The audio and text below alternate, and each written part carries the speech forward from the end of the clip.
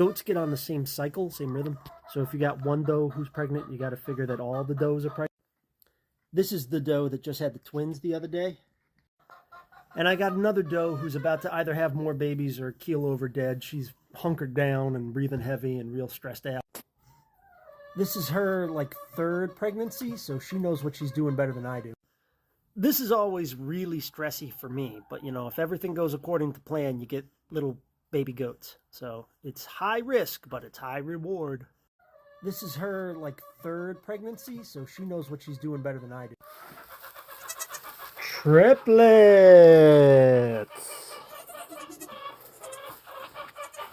Born last night. Good job.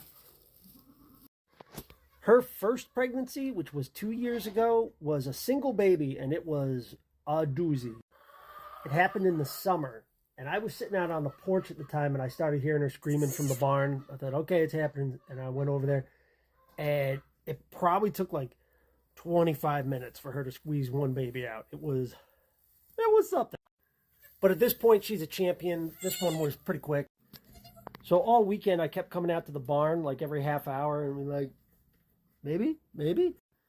And around 5:30, I came out and looked, and she had 3 out, but one of them was stillborn. So there's actually 4, but one of them was just born dead.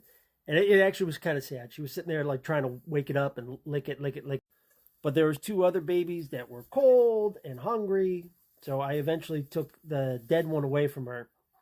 And as she's sitting there licking the other 2, I turn around and look. I'm like, oh, hey, here comes an afterbirth.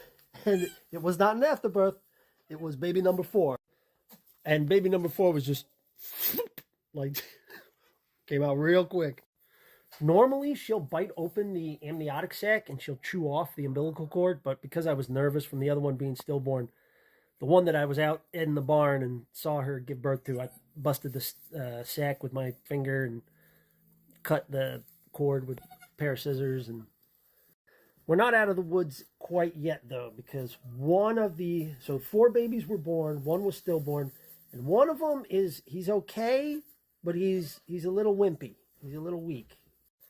He's like noticeably smaller than the other 2 also. So we'll see. I try not to get attached to the babies until they've been alive for a week, which is overkill. Like I've only ever seen one die, within a few days of being born. So he's probably going to be okay, but I hate getting my hopes. But it's emotionally kind of intense because, you're rooting for him, but nature doesn't give a shit what you think, so...